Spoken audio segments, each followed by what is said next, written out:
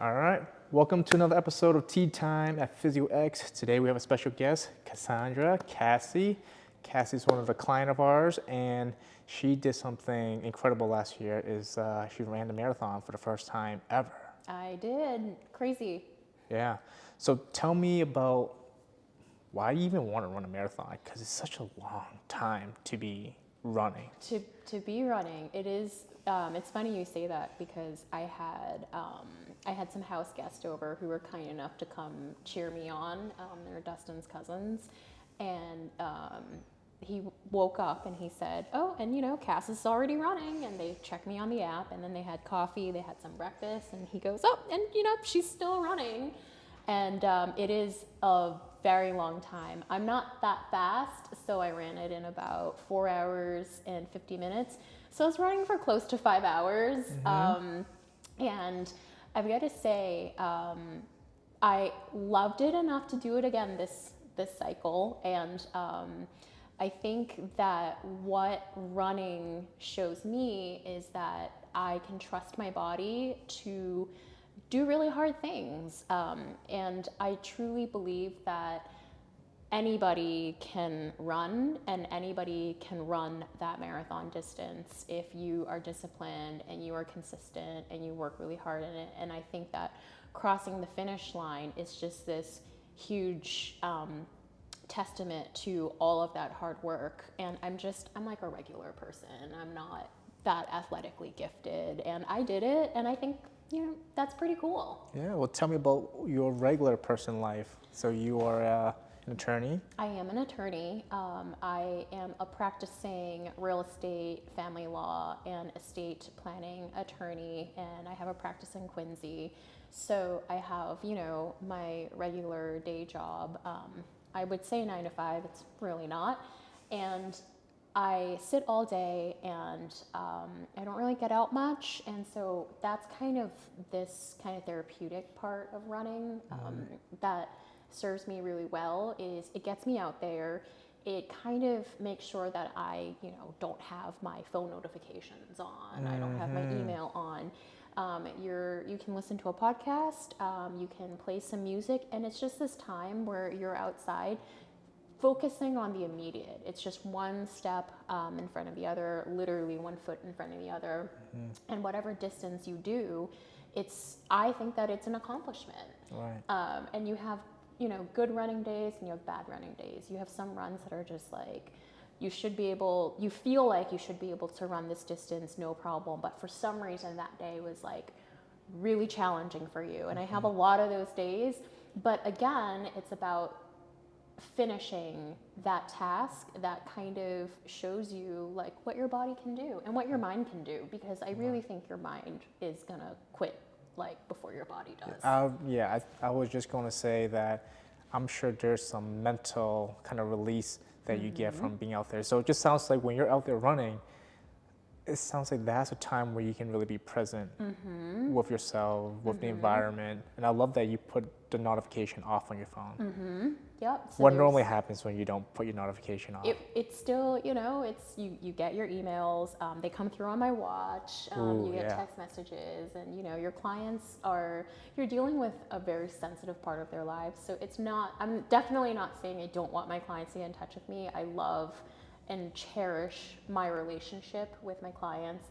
I really actually love my job. I love working with people, but sometimes when you work with people and you're trying to help them and support them through a problem, it gives you this perspective, which I do think is good to have, that there are problems that are bigger than you, and you're reminded that like whatever you're going through is not as hard as what some of your clients going through. That is actually something I tell myself when I'm running too. But that doesn't. You're using that as your strength. Yeah, that doesn't mean that you don't take time for yourself. And I really think that isolated time when I'm running a few times a week is just so therapeutic mentally. And then physically, it's like I always feel better when I'm active. Like I have less pain. puts me on this good cycle where I'm like, I worked really hard and now I'm going to be focused on hydrating and feeding my body right. And so everything's kind of connected that way. And it makes me just live a healthier lifestyle, and that makes me, you know, be more present in my life. I'm a more present partner, more present aunt, more present sister, daughter, attorney, whatever. Right. So it seems like just having that outlet to take care of yourself, so you can take care of your clients and your family and the people that you love. And I think that's a point where I think a lot of people are givers. Maybe that's just me and the people that walk through our doors. But I noticed this trend, like everyone is so stressed out. And it's because they're taking care of other people.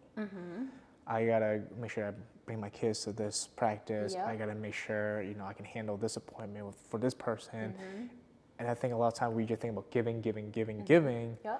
But in order to give more, we have to also learn how to receive. Right?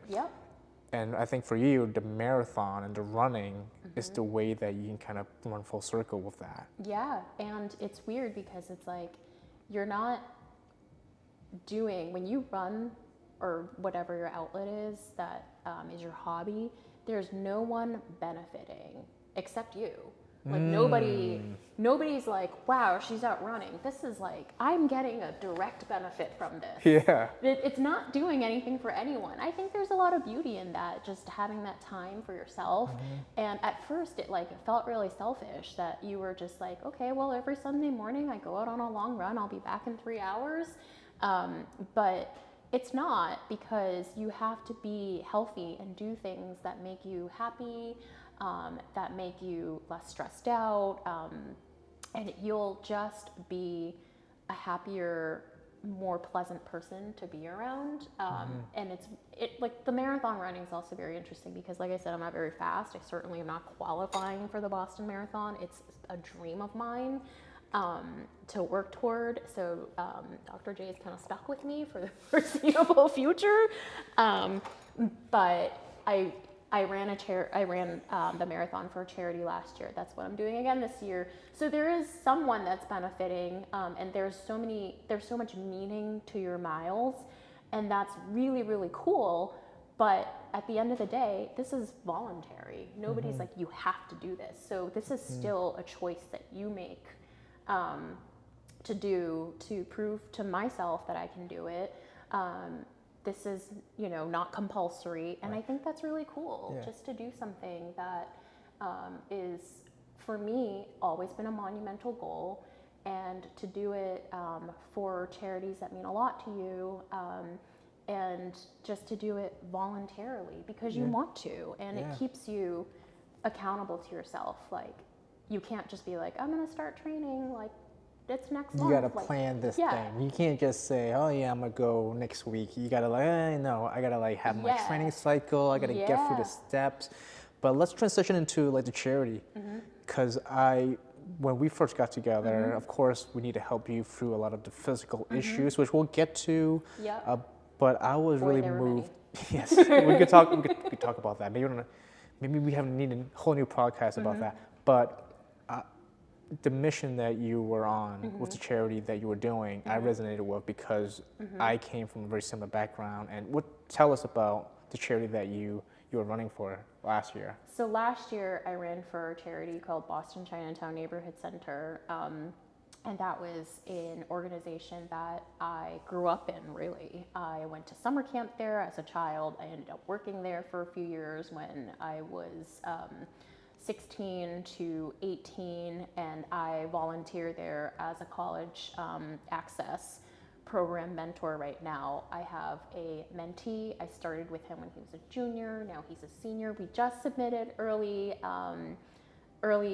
action deadlines for a few colleges, and it is this organization that does so much for the Chinese community, but not just the Chinese community, just the immigrant community in general, helping them go, and their mission is beyond surviving to thriving. So we're not just like, okay, I'm here and I have a place to live and a job and I'm having my immediate needs met.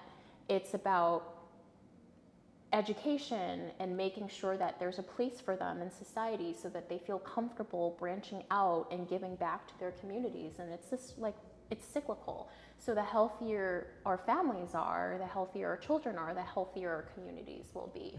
So it was an honor and a privilege to represent them last year. Yeah, absolutely. I mean, I remember them growing up. I was part of that program, and it's good to just be around people who look like me, who are succeeding, and who's lending a hand and say, hey, look, if I could do it, you could do it too. Yeah. And, you know, now you're an attorney, you know, and coming out of that program, and now you're giving back to it. It's kind of coming full circle, and it's, Yeah.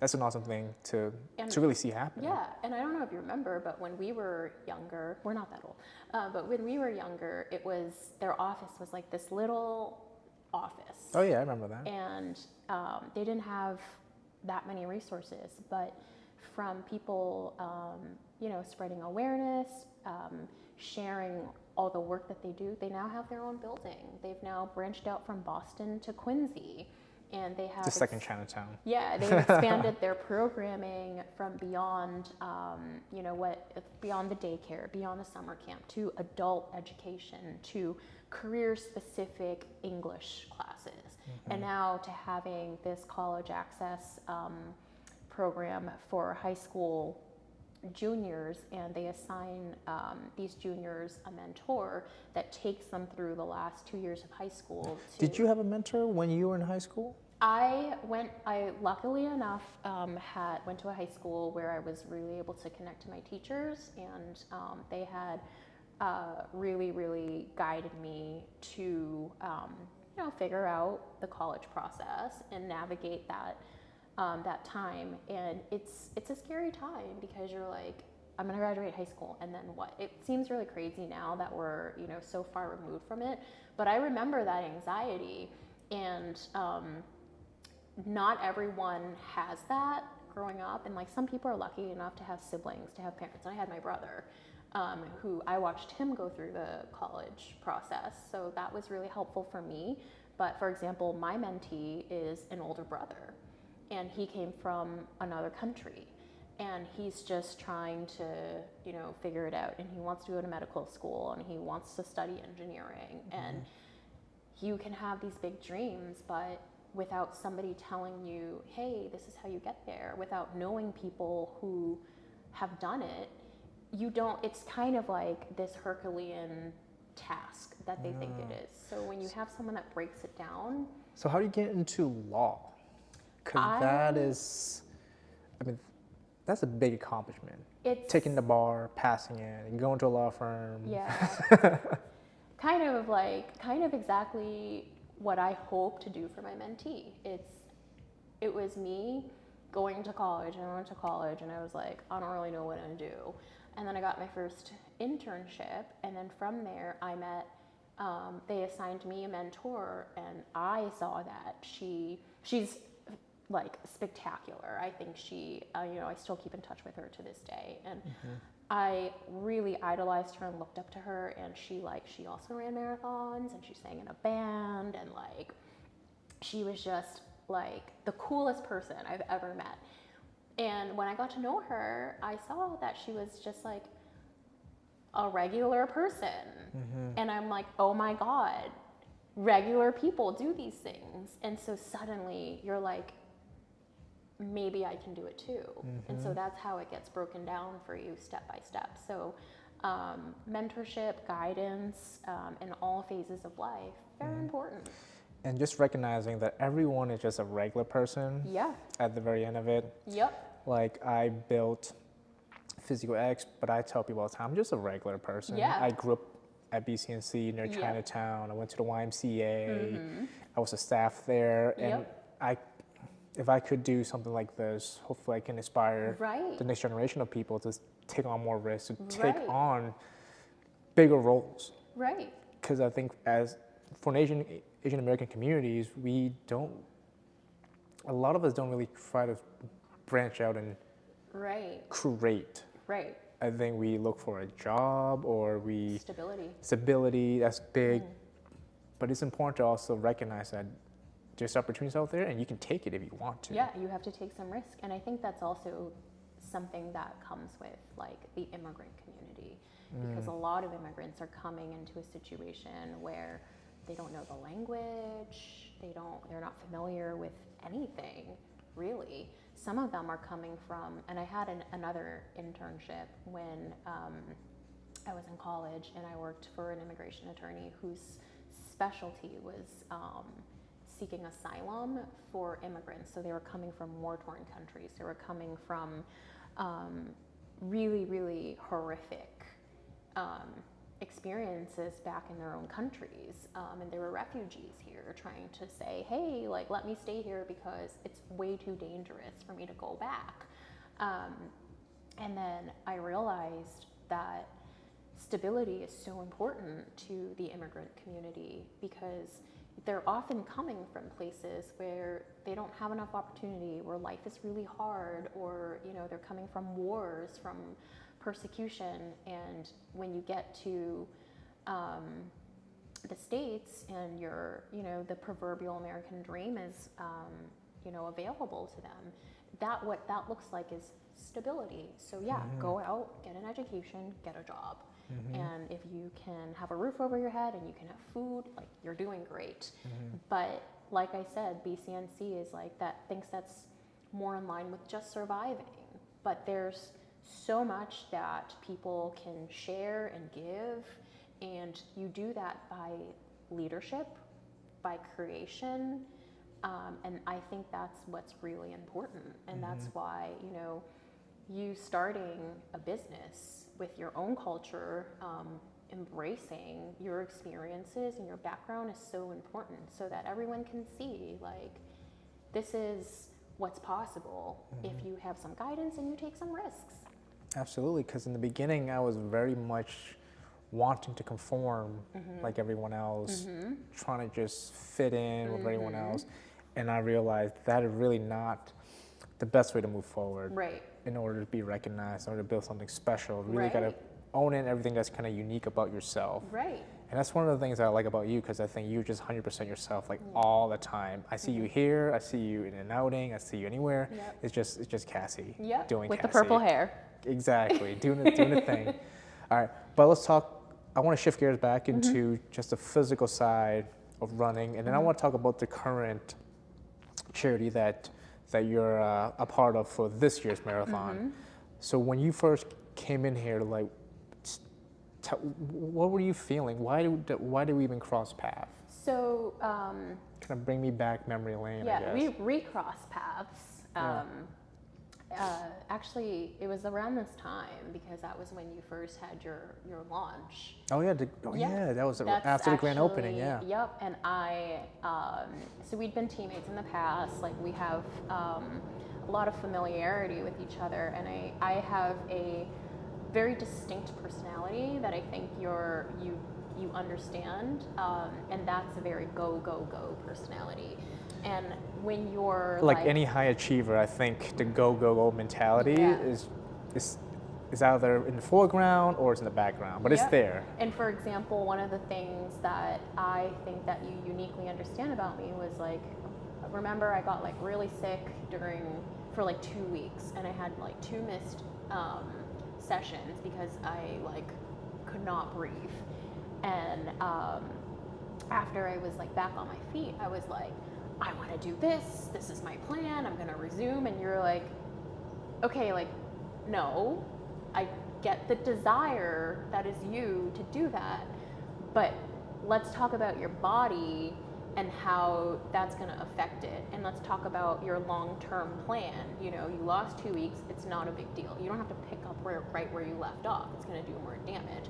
So I really needed someone who was going to rein me in. So I ended up, I wanted to support, my old friend and your new business. So I was like, I'm going to come to opening, and then I'm going to sign up for an assessment, because as I was building my mileage, I knew that this was not a time to be reactive to injuries. There's always going to be some reactionary measures taken. As you know, I was coming in here like, oh, okay, so this kind of hurts. But there were things that that never became issues, because we were able to prevent the issue.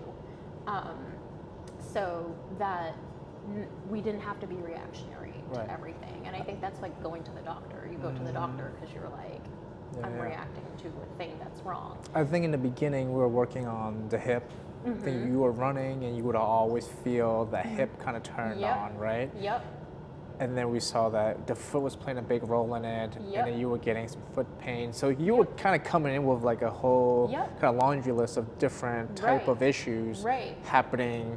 Kind of sometimes this day this feels worse, this day this feels Right. better, but then this other part feels worse. Right. So how was that experience for you? Kind of like figuring this out as we continue to work together. It was, I mean, vital, really, because it wasn't, some people think that like, oh, you ran a 5K, now you're running a marathon. Oh, of course you did, because you can't just do anything, 50%, it has to be 200%. I'm like, no, but I've been running my whole life. I took a break from it because I got injured, and I never found a way to get back into it, because I would get to a certain distance, Yeah. and then I would be hurting. Yeah. and What was the thing that you keep getting injured with? It was the quad. The Remember, quad. there's like that scar tissue bit there, and then like my hip flexors would get like they were too weak, and it would just be things like my posture, like the back issue would flare up,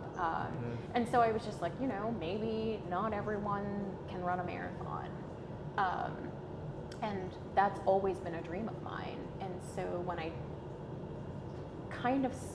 I joined a running group, and I saw these incredible stories of people who came from like, I had a heart attack, or I had hypertension, I had a weight problem, I started running when I was 60 years old. You heard these like incredible stories of people who trained to run a marathon. That's when I was like, okay, maybe I'm just doing something wrong. The answer is yes, I was doing a lot of things wrong.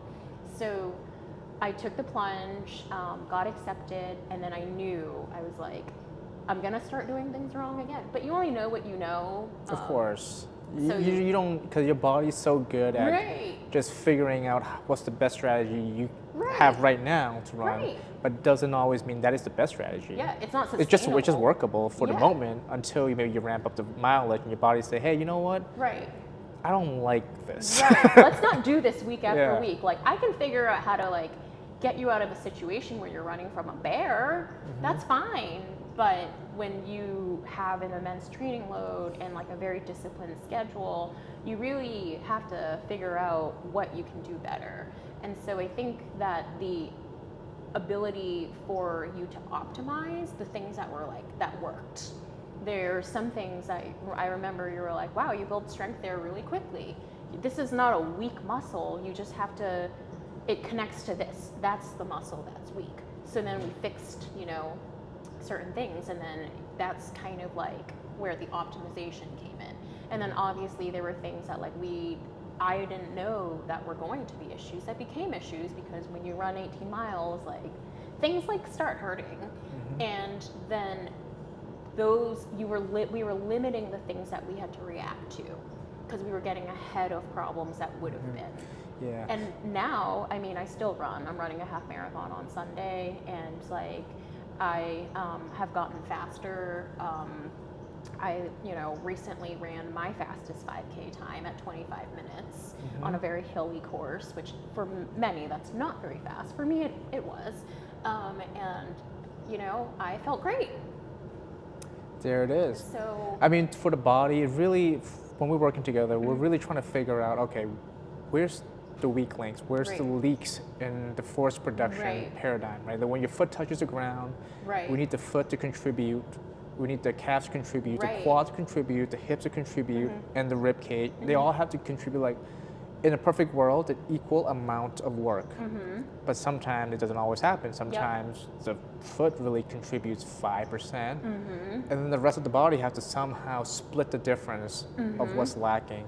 And I see that's where a lot of injuries start to come on. Yep. It's not that certain parts just weak or just not working well. Some parts just maybe working too much, Right. and some parts are just not working enough. Right. And one of the things that we did that I thought was really cool is that we were working on your feet the mechanics of your foot, and we noticed the calluses that you were Yep. forming on the foot, they start to not form the way you Yeah. normally did. And that was a pretty cool Right. experience. And it was like, that was like a very night and day type of like physical testimonial. Like, you know, my back pain, it's like, I can tell someone my back pain went away, but like nobody can like see that, you know, but like I literally, there's no calluses still, you know? Wow, So that's amazing. yeah.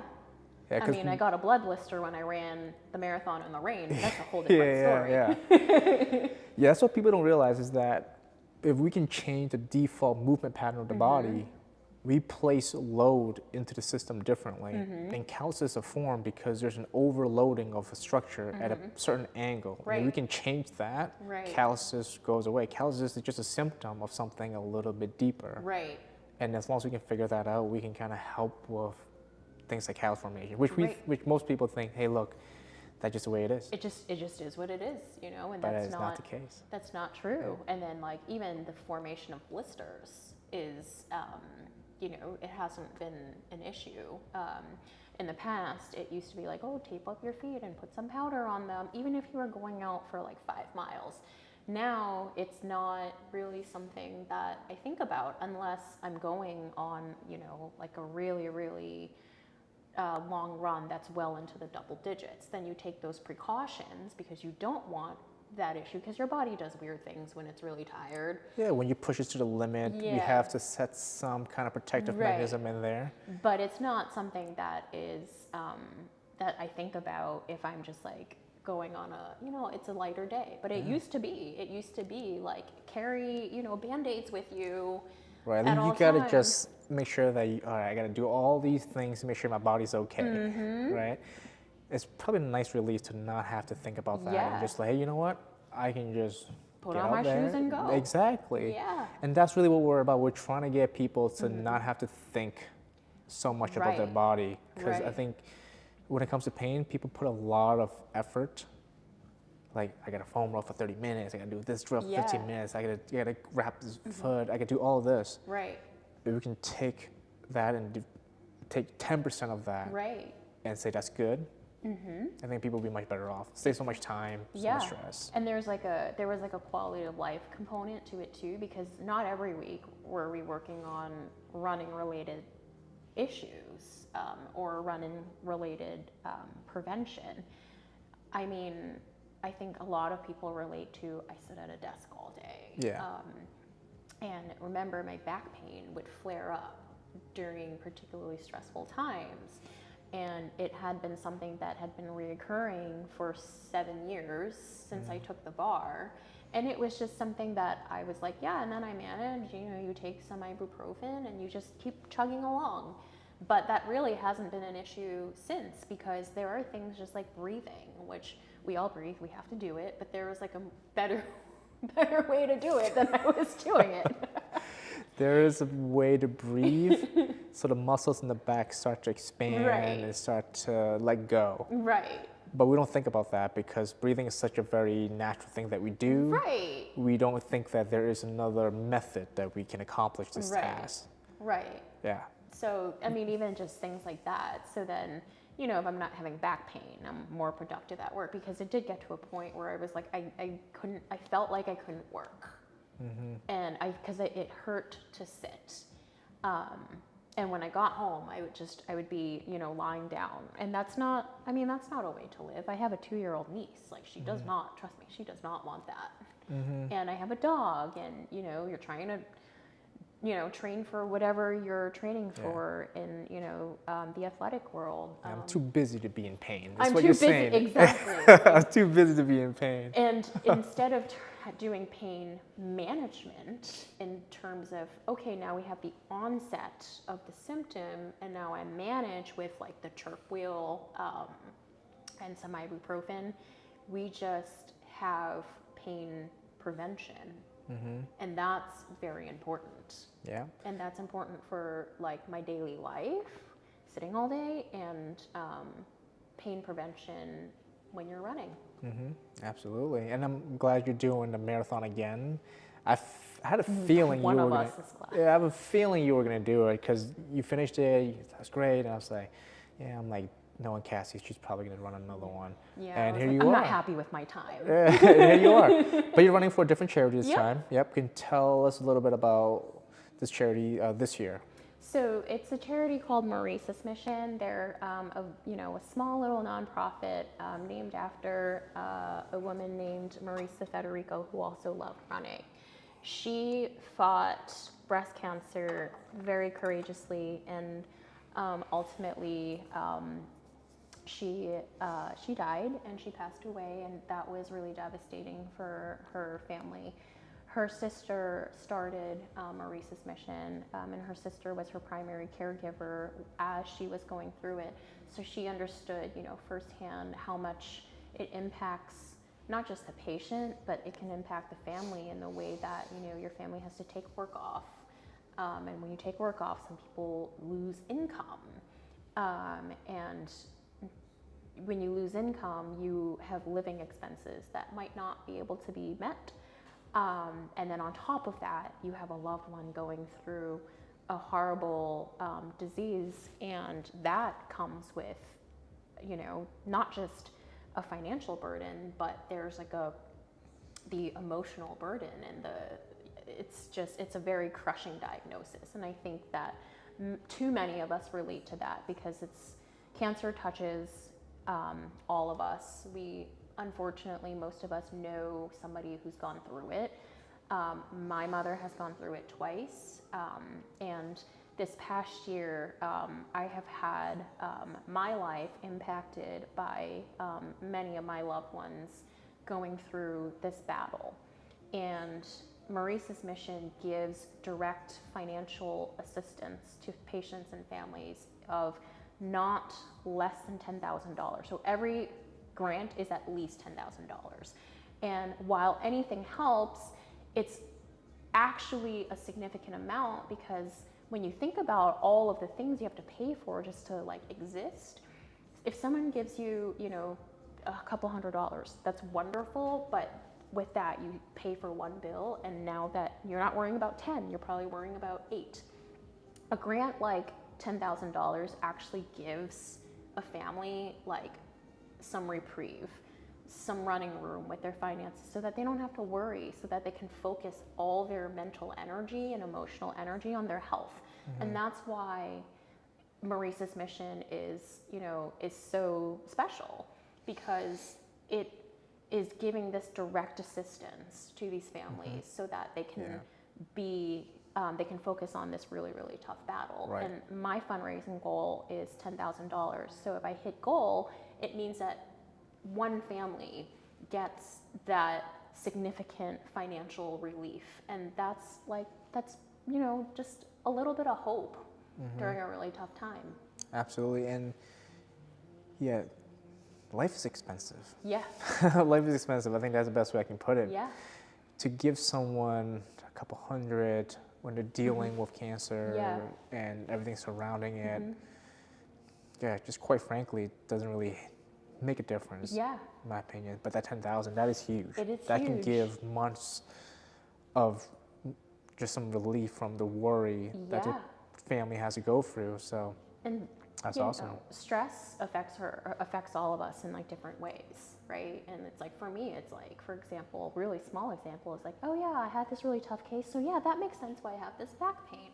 So if someone's fighting this, for their life, the less stress that they have, the better, because it is I truly believe that stress manifests physically, and so the less stress they have, the better. So if we can take away financial stress, that's going to be helpful. Mm-hmm. And just I know my mom, when she was going through it, she went through rounds of chemotherapy, which just depletes your body of everything, and she had to take these white blood cell shots, and each one of those shots was close to $1,000.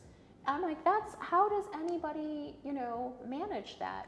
And then you see the statistic of how many people file for bankruptcy within a few months of a cancer diagnosis. It's pretty staggering, mm-hmm. and that should not be how it is. So that's why if these families can get direct financial aid to help, just not worry for even just a little bit, it's very, very meaningful. Helping people not go through stressful times or like Yeah. handle stressful times. That's kind of the core mission of what we're trying to Yeah. get at. And it's Yeah. hard. Yeah. Because I'm hearing stories of our clients coming in, they have to take care of their sick mother at the same time. They have people visiting from out of town. They have the kids that needs to be at certain places. Yeah. And they're dealing with a back issue that won't let up. Yeah. And they're not sleeping well enough. Yep. It's just the list just keep going, keep going, keep going. And I'm still trying to figure this out. It's like, what is the best way to meet this person where they are? Because it Right. might not even be exercise at that point. Right. It could just mean, hey, I need you to go down on the ground and I Yeah. want you to spend 10 minutes doing some breathing and focusing on where the air is going into your body Yep. and allowing those muscles to really relax Right. and have some tension relief. Right. So speaking of stress relief, well, if it's not running, how else do you have stress relief? Like, what else do you do to kind of make yourself not think about work and the rest of the stuff you got to think about? I repot my plant, but I, I have, different hobbies. Like I have my pup, my little Australian Shepherd Brady, and like, she makes sure that, I'm just, it's nice to like, just think about and care about something else, and this, she's just so happy all the time, little waggy tail, and you go out and you play some Frisbee with her. It's just so, I can't have a bad day with her. And Dogs are so therapeutic. she's awesome. And then I think so I'm a plant lady. I have cared for some of the plants in this office. Oh yeah. And putting your care into something and literally watching it grow is also like really cool. And I hang out with my niece, and kind of like similar to, I don't mean to draw parallels between children and dogs, but like she's just so happy, it's just to focus on like those good things that are really rewarding and satisfying is really, it's really awesome. So I have to carve out time for all of these other aspects of my life, because sometimes you don't always want to go for a run. It could be raining. And I'll run a race in the rain, but if it's like raining for a week, I might skip. I'm kind of impressed that you're a busy person. Yeah, we all are. You were just, well, yeah, it's true, but I think you in particular, you were telling me just the amount of clients that you had to take on. And I was, how do you find the time to do all of these things all at once? And I also love to cook, and we have to eat, so like, that's like built in, and I'm grateful that I love cooking, and I find that also very, very therapeutic, because you put all your work into something and there's a product at the end. But I have, a pretty like packed schedule. And while I don't believe that you should schedule yourself like within, to the minute every day, but if things are important to you, you're gonna make time for them. And I do think that is one of the things that I love, is that when you make time for things, they give back to you. And when you get that satisfaction, and I see my relationship with my niece growing closer every day, it's like, it's so rewarding. And that in and of itself, like, makes me very happy. I think that is pretty impactful what you just said. Yeah. I think it's worth repeating. If you give time to something, it gives back to you. Right. And you see that in all aspects of your life. Like, my friends, like, you make time for them, you reach out, you say, hey, come over for dinner and some wine. You see your friendships getting closer and closer. That's just, that's life, right? Like, And I'm thinking that more for your body. Yeah. The more you can put into your body, some time that you can put into your body, it'll give back. And tenfold. exactly, like running keeps me healthy. I'm like, you run 20 miles, you're gonna be drinking some water. Right. You're nice and hydrated, 10 cups a day. Are you still doing the movements that I taught you? I am. Yeah. That's probably why I don't have any pain. Yeah. Not too much, right? Not too It much. doesn't take too long, does it? No, How it long does it doesn't. normally take you to do what you need to do? It depends. Like if I'm like actively gonna go out on a run, I'll just do a lot. And if it's like a bigger one, or I'm trying to go faster today and push myself, I'll probably spend a little more time on heating the body up and warming up, and then I'll probably do some heavier maintenance work. Yeah. But like generally, What's like a regular maintenance like routine to keep yourself healthy? a Like lot of calf raises. a lot of calf Yeah, a lot of raises. calf raises, Yeah. a lot of breathing, and now that I have a gym in my new office, doing some deadlifts. A couple times a week. A couple times a week, Yeah, yeah. very important. You feel that on the hills, but calf raises, when I'm stretching, I tend to do some stretching every day, or like you're watching TV, I'll do my foot stuff, because that is still, when you like get injured and you like go out and you're like, oh, I hope that doesn't become an issue again. You like have some anxiety about like whether this is gonna start hurting. And because that was such a problem toward the end of the training cycle, I put a lot of time into like making sure, particularly my left foot is, we're working on those arches. Yeah, and you just kind of fit them in like when you can, right? Watching TV or like Yep. when you're waiting for your food on a microwave, just fit it in. That's what I like to tell people is like you don't have to dedicate a time in your day. You don't have to schedule it. Right. Just throw it into things that you're already doing. 'Cause Right. there are going to be times when there's going to be like a minute pause in your Yeah. day. Yeah. I love microwaves. Yeah. How long does it take you to beam up your lunch? 3 minutes. Great. Right. You have 3 minutes that you can do these little things. Right. That's going to have this massive impact on how you're going to feel later. Right. Yeah. Or like I said, like, if I'm like standing in the shower, like we'll do, So many people told me that they do a lot of exercise I give them in the shower. yeah, like we'll do the, the ragdoll. Yeah. Squats. Like it's, it's There's like that ragdoll video that yeah. I made with you in it. That was probably one of my best performing reels. Yeah, it's happy to oblige. Yeah. So stuff like that. It just reminds you to be more aware of your movement. Like just like how you should. I've had to learn to be more aware of like, my breath, and that type of like your posture and like how you're walking. And when I'm out running, actually when I'm really tired, I'm like, okay, remember, like you have to loosen up like the body to make sure that like there's some movement up here. So you just have to be more conscious of your body. I like that you mentioned that because I don't want people to think that you want to be conscious about everything that you do, but it's more like be conscious of not tensing up too much. Exactly. I think that's because there's a whole big difference between, oh, I want to control every single movement. Right. You can't. Right. But what you can control is, oh, I think I'm a little stiff. Let's loosen up. Right. Now that is something that you can kind of consciously try to control a little bit. Right. But I do not like it when people are like, all right, I want to make sure my foot plants this way, my knee goes this way, my hip goes this way, and this goes this. I'm like, you do not have enough brain power in your body, Right. in your mind, to be able to control something that should be very unconscious, Right. subconscious. And you have to like output energy efficiently, and that's not an efficient use of mental or physical energy, really. Yeah. So I think there's like a lot of talk about like how you need to be aware of yourself. I think most people use it like, self-awareness in that how you're impacting others and like having some social awareness. I think that for me, I was never aware of like my own physical like being. And I think that's why I remember I came in here and you're like, do you ever do yoga? I'm like, no, I hate it. Like, I don't want to focus on my breathing. It doesn't feel productive for me. Like, I want to sweat. I want my heart to pound. I want things to burn. And eventually, remember, I had to learn how to find the value in breathing. Yeah.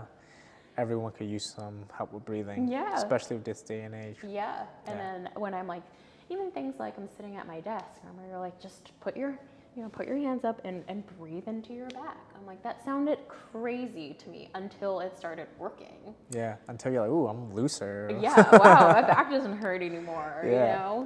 Amazing. Well, Yeah. great to have you. Thank you so much for sharing Of your story. course. Good luck with the marathon this year.